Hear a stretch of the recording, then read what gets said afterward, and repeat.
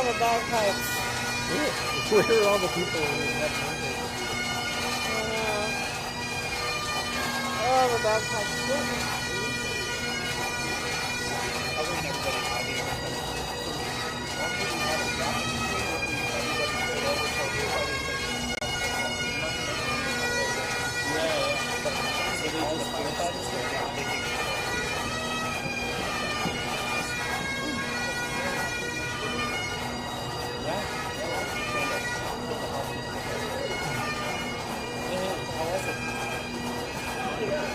Yeah.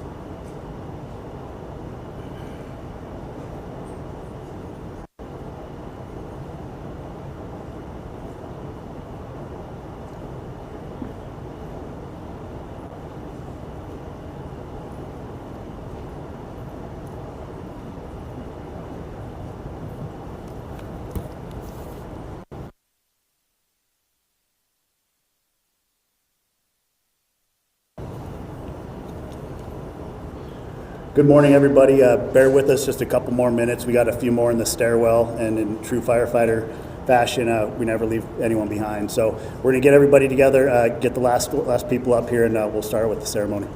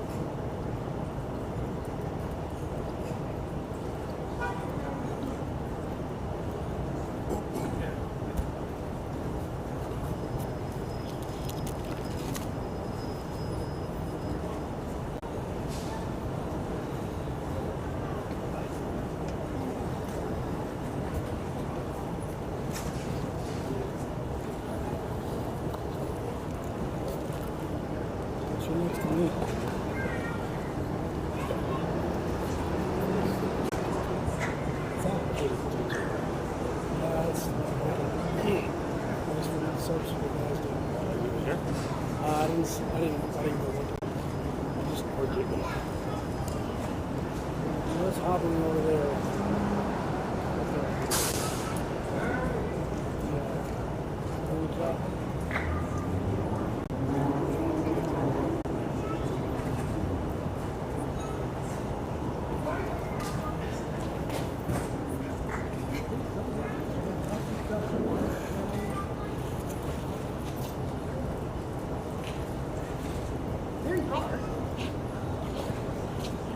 Well, I know it's always hard. Yeah, you're ready? Yeah, it's good. It's good. All pomp and circumstance, how long should it I think we're good. I think we have everybody here, right? So, be? Triple back, Yep. but then I think you're good to go. and we have our family up here. Yeah, you got it. Each. Let's go. Let's do it. You can focus on that. For the meeting. We're gonna go to Hey, sir, dude. I'm looking for the honor guard. I'll go take care of that, Chief. They were literally standing there for like that's I don't know what happened to them. They were right there. Really? Oh, you know what? They're over there. Do you want to start off and tell everyone they're welcome to stay? Say we're getting a few minutes and let's get settled. But yeah, these guys want to. For all the firefighters leaving, we got subs coming. So the Firehouse Subs is been generous to donate subs. So as soon as they get here, we're going to have free subs for everybody. Give us just a few minutes here and we'll get started.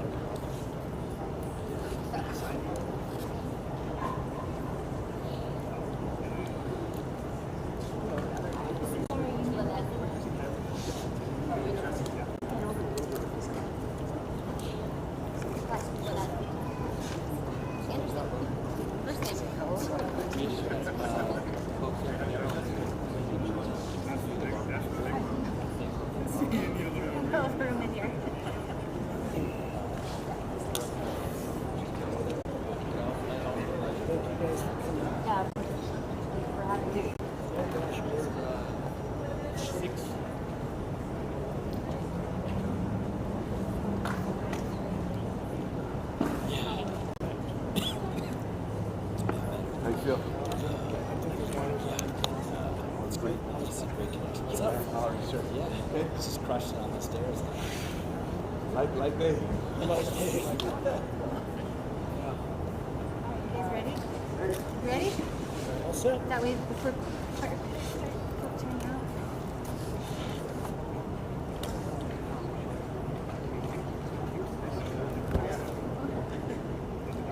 Good morning, everyone. I'm Deputy Chief Clint Anderson on behalf of Albuquerque Fire Rescue, Chief Emily Jaramillo, and the executive staff. I would like to thank everyone for being here today. At this time, I would ask everyone to please stand for the presentation of the colors presented by the Albuquerque Fire Rescue Honor Guard and for the national anthem performed by Grayscale.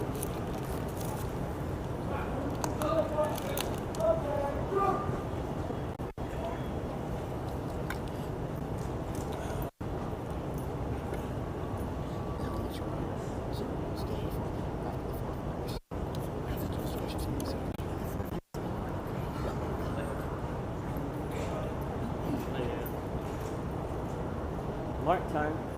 Mark. Mark. Hey.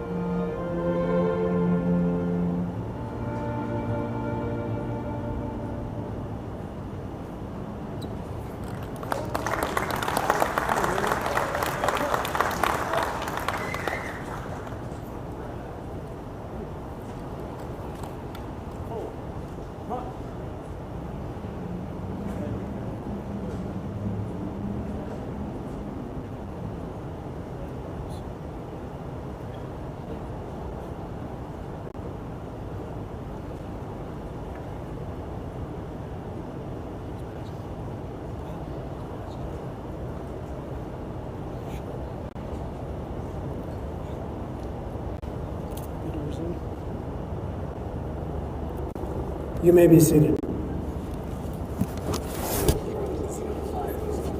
I would like to welcome everyone who has come to honor the individuals and families affected by the attacks on September 11th. Just tell them to pause for the flyover. Pause for the flyover.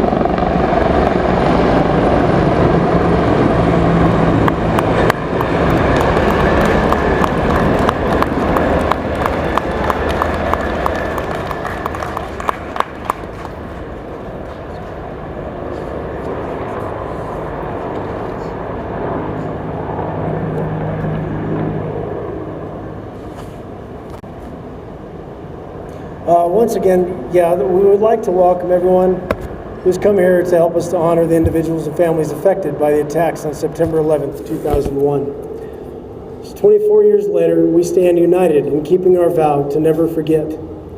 Here with us this afternoon, we have AFR Fire Chief Emily Jaramillo,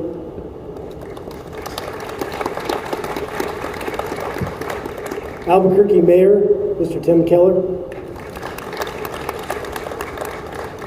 City of Albuquerque Assistant Chief Administrative Officer Carla Martinez, IAFF Local 244 President Miguel Tidman, City Councilor Renee Grout, City Councilor Dan Lewis, City Councilor Clarissa Pena,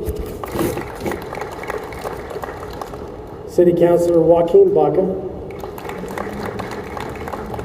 City Councilor Nicole Rogers, City Councilor Dan Champagne, APD DC Cecily Barker, ACS Deputy Director Walter Adams, AFR Medical Director Dr. Kim Pruitt, Albuquerque Ambulance Chief Julia Hines. I would also like to acknowledge our Albuquerque Fire Rescue Executive Staff, Deputy Chief Chris Sotelo, Deputy Chief Alejandro Marufo,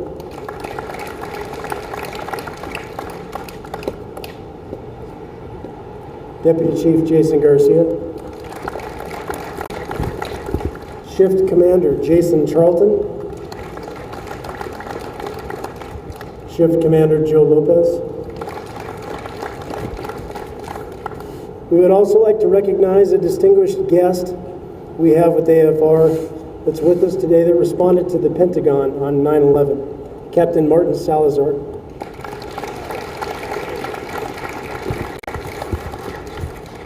And today's special, we welcome a guest whose story is a powerful reminder of courage and sacrifice. She is the daughter of FDNY firefighter Anthony Rodriguez. Firefighter Rodriguez was on his way home when the World Trade Center was attacked. He immediately called his family to tell them he was headed back to work. He laid down his life to save others and died on September 11th, 2001. His daughter's presence here today honors his legacy and the strength of all those left behind. Please join me in welcoming Lynette Rodriguez and her family.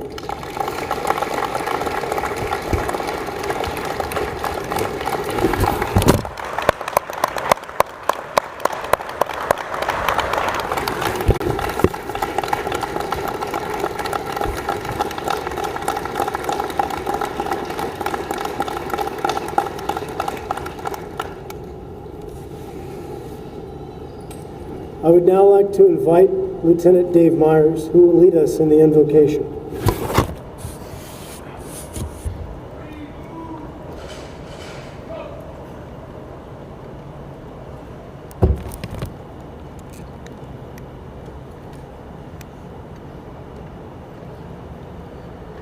Good morning, friends and family. I am deeply honored to stand here this morning representing my brothers and sisters in Albuquerque Fire Rescue and the fire service at large.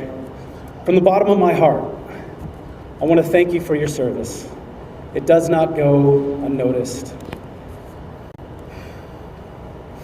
On this day, we remember lives lost, the families forever changed, and the weight of grief that still echoes to this day.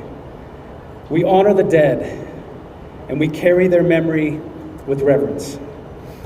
However, may we never forget to also honor the living. May we not get stuck in over-sentimental ideals, lest we forget the people standing next to us right now. We remember those that came before us, and we honor the living, those beside us now in this very moment. To see one another, to choose compassion over conflict, to intentionally extend kindness in a world fractured by fear and division. This too is sacred and holy. As we recall the devastation of that day, may we resist despair by building connection and more community. As we remember the ashes, may we honor the living flame in the people sitting next to us and standing next to us today, and the people we get to look in the eye still. As we gather in memory, may we also rise in love, so that our remembrance does not end in sorrow, but calls us to courage and community and grace. And may we learn more and more the power and majesty of love lived out loud. The kind of love that refuses to let fear have the final say. Grace and peace.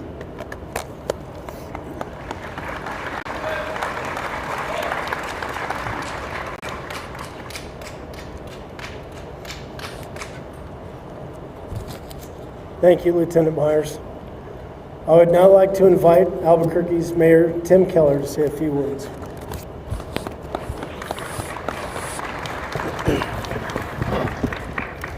Well, good morning, firefighters, chief, command staff, and also friends, family, APD, other first responders. I want to do a couple of things at the outset. Firstly, I want us all to actually welcome back from their own Tower Run reenactment that they've done now for many, many years. All the firefighters who ran today, thank you for doing that, and thank you for being here right now. We appreciate you.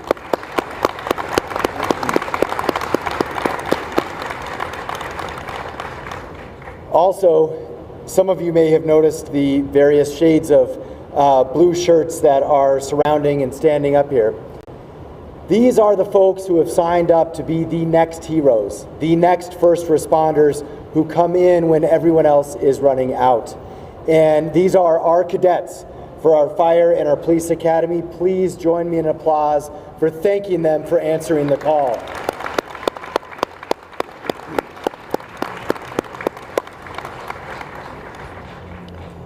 Now, it's been 24 years since the events of 9/11. It depends on our age, but for many of us, including myself, we remember the fear, we remember the feeling of loss and disbelief and the unknown of what might have happened. These memories for several generations are unshakable. They are something that none of us will ever forget. We also know what we saw in the hours that followed. We watched first responders tap into unimaginable bravery. Given the resolve that they showed while the country was frozen in time with fear, they were the opposite. They were action, they were help, they were bravery, they were courage. They were the spirit of service and of humanity that chipped away at the fear we all had in that time, in those darkest hours. Now, a new generation is coming of age. They don't remember September 11. Young people all across our country and our city, in the world, even in our armed forces, were not alive to see that attack.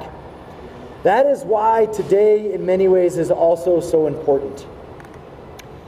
Because while so many of us, like myself, will never forget, some of us never lived through it. And we have to remind them of what happened and how we responded and what it meant for our country. That's why this memorial is so important to us. We also know that for some, this day was even more difficult, like the Rodriguez family that we announced before with the loss of Anthony. And again, we appreciate you being here with us today in solidarity, and we are there with you each and every day. And we're grateful for his service. Thank you so much. So for us, it is absolutely critical now, as time goes on, that we never forget. We say that. That's the slogan on September 11th. And for some of us, it's not that hard because we remember. But as time goes on, it is not just a slogan. It is a promise. It's a promise that we must keep and that we keep here today as a city by having this event. We also know that it's a reminder, as we heard in the invocation, that for our first responders, they are on standby to do that every day right here in our city.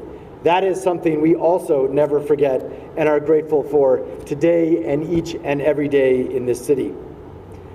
But of course, across our country, we saw something else in the midst of that profound tragedy. We saw those acts of heroism, and we see those acts of heroism today from our first responders.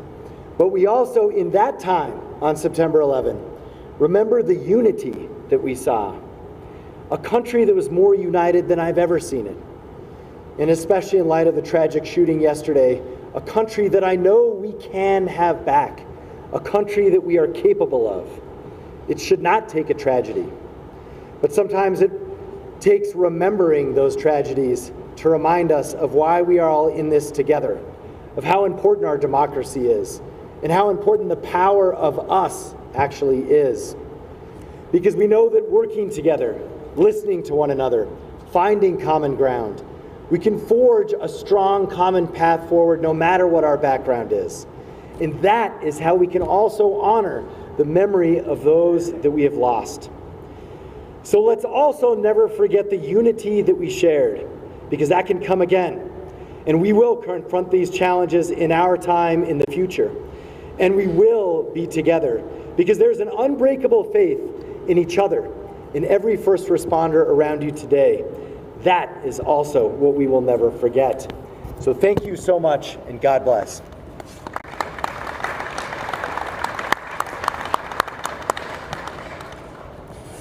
I would now like to invite local IAF 244 President Miguel Tittman to say a few words.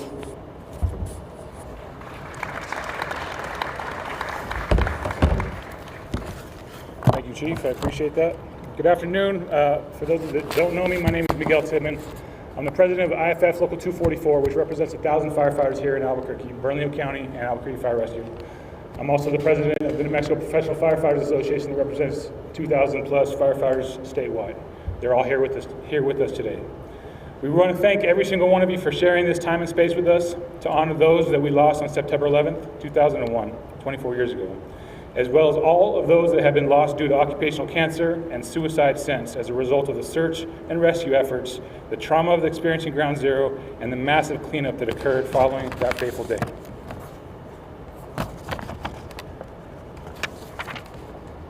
September 11th is a sacred day for firefighters. As today we are reminded of so many things. We are reminded that our job comes with grave risks to our limb, life, and to our families. We are reminded of the bravery and courage this job sometimes requires as we hear stories of those that enter the Twin Towers knowing their fate. We are reminded of the immortal FDNY 343, the largest loss of firefighter life ever experienced in the fire service. And we thank you for coming and sharing your time with us. A loss that was amplified more than it even seems possible for most of us as it unfolded right in front of our eyes in real time. I cannot say that I personally experienced that day as a firefighter. There are a few of us still on the job that can. But I experienced 9/11 as a 23-year-old graduate assistant coach for New Mexico Highlands, and I remember that day like it was yesterday. Like so many others, I remember feeling imprisoned by the images on our television for months after. I had no idea what the impact of the 343 would have on my life at that time. Yet looking back, their service and sacrifice without a doubt gravitated me and many of us towards this sacred calling and has shaped my service every single day since. Traditions in the fire service date back hundreds of years and are as strong as the firefighters that carry them from generation to generation. I want to acknowledge the retirees that are here today. We have some of them behind us. Please give them a round of applause for being present.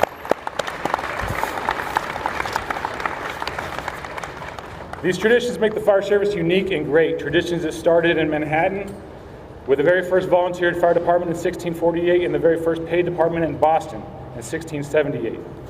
Traditions and fraternal order that now spans the globe. I would like to share a few of these traditions with you today, one in particular. During my academy, the 67th Cadet class in 2004, we noticed a plaque at the top of our 7-story tower at our training academy mounted on the wall of the top floor. None of us really knew what it was.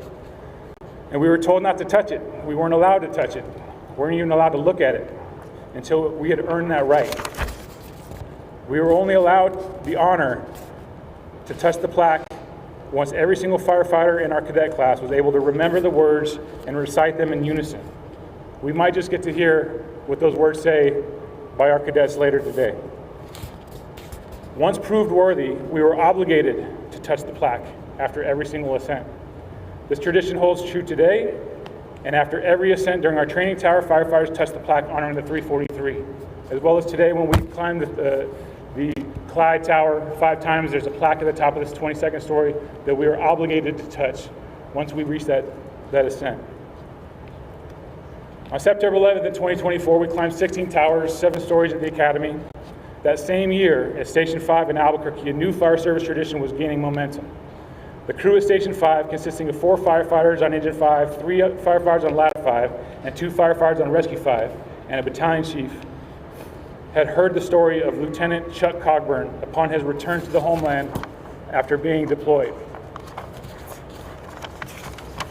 The story that was heard is that Lieutenant Cogburn, while deployed overseas in support of Operation Enduring Freedom, as a sergeant in the New Mexico Air National Guard, felt compelled to do something in 2003 as he watched the Remembrance Ceremony 2 years after via satellite, the prior year in 2003. Instinctively, Lieutenant Cogburn grabbed his helmet, his weapon, and his gear, found a staircase, and began to climb until he finished 110 floors, equaling the height of each fallen twin tower. Is Chuck Cogburn still here? Chuck, you here? There he is. Please stand and be recognized, Chuck. That's Chuck Cogburn over there. He's a legend.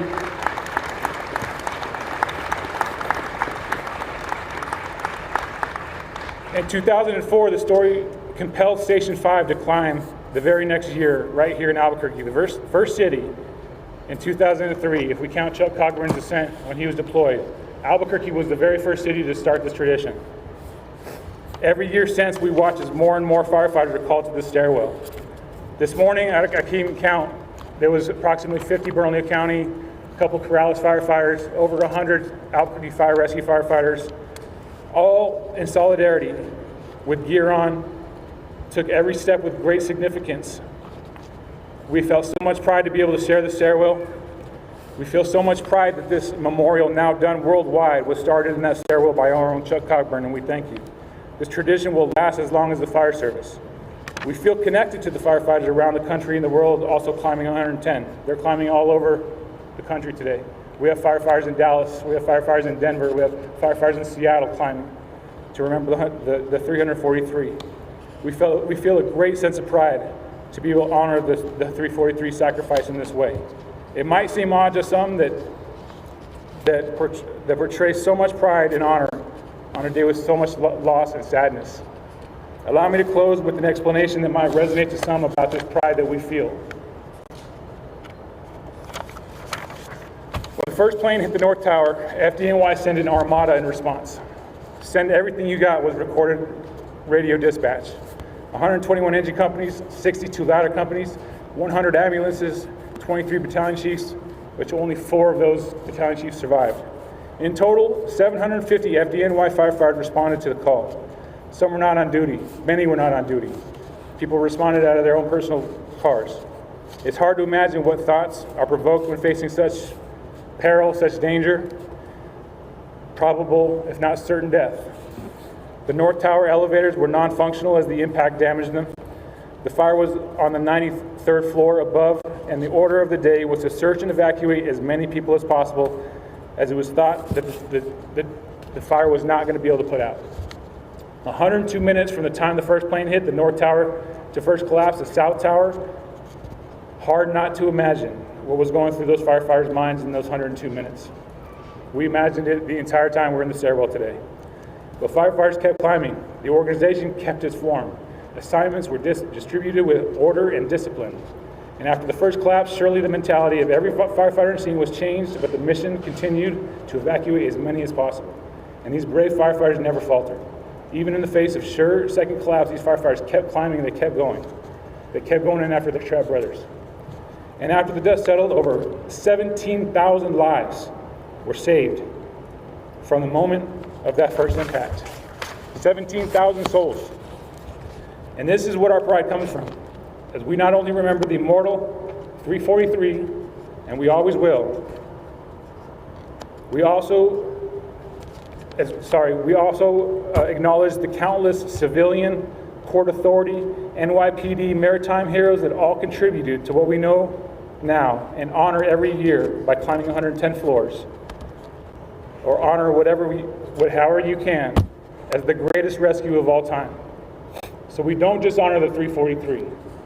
We climb 110 floors to recognize the greatest rescue of all time. Thank you, and God bless the city and the state of New Mexico and the United States of America.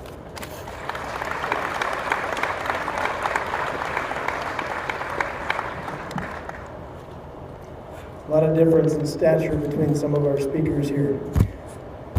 I'd now like to invite Albuquerque Fire Rescue's Fire Chief, Emily Jaramillo, to say a few words. Stay with me. Coming after. Hello everyone, welcome. Thank you for being here today. Thank you for all of our firefighters that just climbed, for also staying for the ceremony to recognize this day. As we climb up, I think we have a lot of time to think as we're climbing our 110 floors. Today I was reflecting, first of all, I turned 48 this year and it's getting a little harder every year.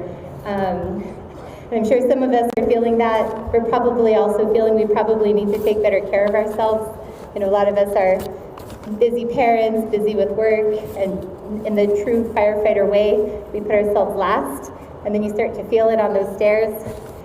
The other thing that I thought about as I was climbing up this year was how lucky I am that I get to pick my kids up from school today, take them to practice, tuck them in, a good night, give them a kiss.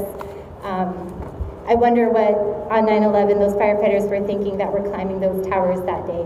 I don't know what was on their mind, but that's why days like today are so important, that we gather together to remember their sacrifice, but also the continued sacrifice of the families that are left behind.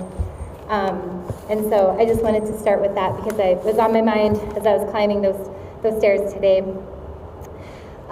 We gather in remembrance of the firefighters and the other first responders that gave their lives on 9/11. We're also reminded of the very heart of what it means to be a public servant. We are also gathering today at a time that our country and community are more divided than ever. It seems that many times we'd rather sit and dwell on our differences, on the negative, on what's not working, forgetting that we have more in common than we're willing to admit. And in the midst of all of this, firefighters come to work and we do what we do best. Firefighters take the calls, serve the community, take care of each other, and are there for our residents on their worst days. On September 11th, 2001, firefighters faced an unthinkable choice. And yet for them, there was no hesitation. They climbed, they carried, they gave everything because the mission demanded it, and their community needed it. A few days ago, I received an email from our honored guest, Lynette Rodriguez, about her father. I also spoke with her on the phone last night. I'm going to read the email that I received from her. My name is Lynette Rodriguez, and I'm the oldest child of firefighter Anthony Rodriguez, who was killed on 9/11. I was 17 years old at the time, just beginning my first week of school. We lived on Staten Island, New York. My dad was a retired Navy veteran and had also served as a police officer in Charleston, South Carolina before joining the FDNY. On 9/11, he was still a probie, assigned to Red Hook, Brooklyn, also known as the Happy Hookers. He had just finished his shift that morning, but when he realized our country was under attack, he jumped on an engine heading to the city. His company was among the first, sorry, I'm moving a little bit slow. His company was among the first to arrive at the scene, and tragically, everyone in his unit lost their lives that day. My dad was only 36 years old and left behind 6 children. His body was never recovered. Because his engine was among the first on site, he was tasked with trying to save those who were forced to jump from the higher stories. The intensity of the fire was so extreme that we believe his body was destroyed, leaving us with nothing to bury. As you can imagine, this has made closure very difficult for our family. When we spoke on the phone last night, we talked about our fears that people would forget about the sacrifice that day. On the top of AFR's training tower, President Tittman made reference to our plaque that grounds our cadets in the spirit of service and sacrifice that they are committing as they train to enter this profession.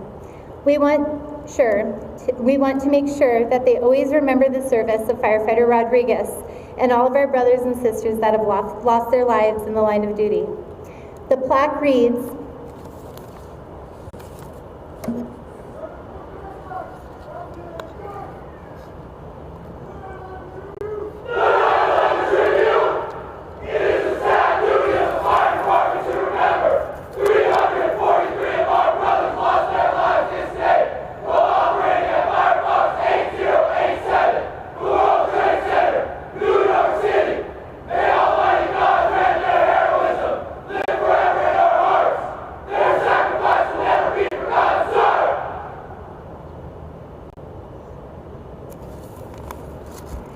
"343 firefighters never came home to their families. They didn't get to tuck their kids in bed that night. Their service leaves us with a truth that we can never forget. Service is not defined by what is easiest or measured by what is popular. Service is defined by the choices that we make when sacrifice is required. Each of us in public service here today, whether we wear a badge or serve the public in other ways, carries that same responsibility. We must honor the fallen. We must ensure that every decision is guided by our own true north, not by convenience, but by what best serves the people that we are entrusted to take care of. That is our sacred trust. Every decision that we make, how we train, every action we take must be measured against one question. Does this serve our people that are counting on us when they need us the most? And for everyone in leadership roles, every decision must also be grounded in ensuring the safety of our firefighters and public servants. Training, equipment, mental health, physical wellness, all are investments to ensure that firefighters are prepared for the unknown and get to go home safely to their families at the end of the shift. So today, as we remember our fallen brothers and sisters that laid down their lives answering the call for service on 9/11, let us commit ourselves to more than words spoken at a ceremony. Let us all commit ourselves to choose to rise to the example of those very words. Decisions guided by what protects, what strengthens, and what uplifts our community at a time that they need us more than ever. We should not wait for another tragedy to bring back the unity we all felt after 9/11. The memory of that day reminds us that even in our darkest moments, we are strongest when we stand together. We owe it to those that lost their lives to carry that spirit forward, not just in words, but how we live each day. By using our strength, our voices, and our actions to lift one another up, we can rebuild that sense of connection and belonging. When we choose unity, we build communities that are stronger and more compassionate. We protect those who need us most. And we create the opportunity for all of us to live fuller, healthier, and happier lives. Take care of one another, and God bless.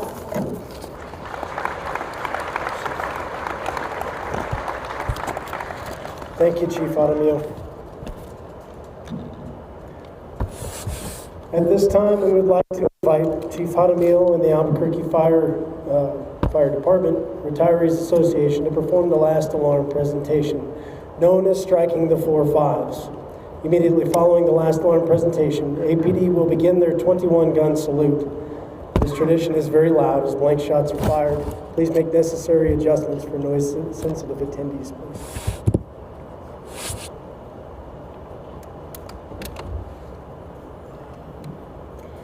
Striking the 4 5s.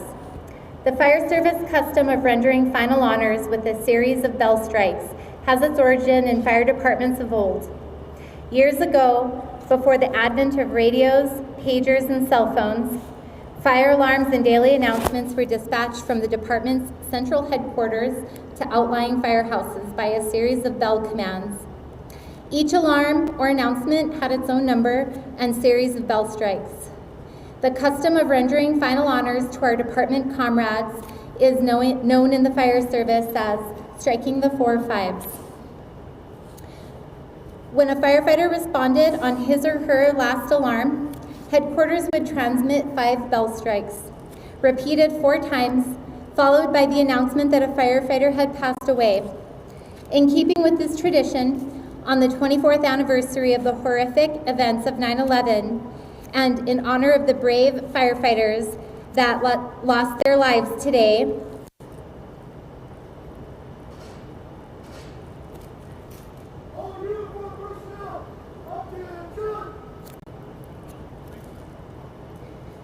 strike the 4 5s.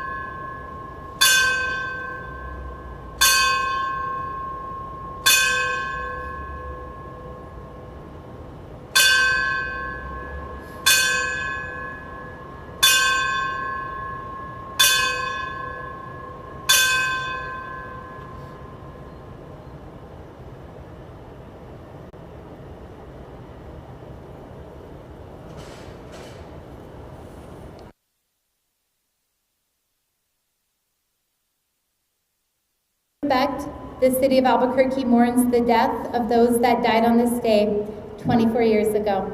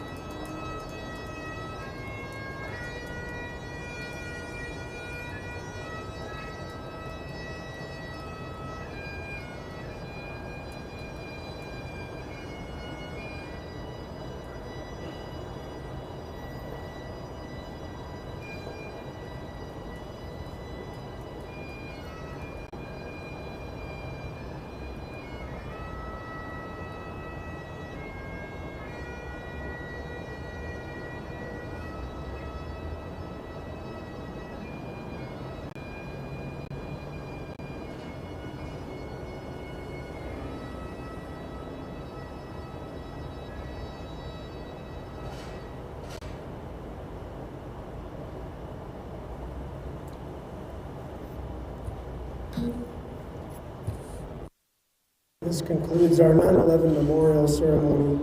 AFR would like to thank everyone for your attendance today. Continue to keep these things in your hearts and your minds as our members and these cadets who are training will continue to go out and do the job. We truly appreciate you all coming and joining us today. Have a good day.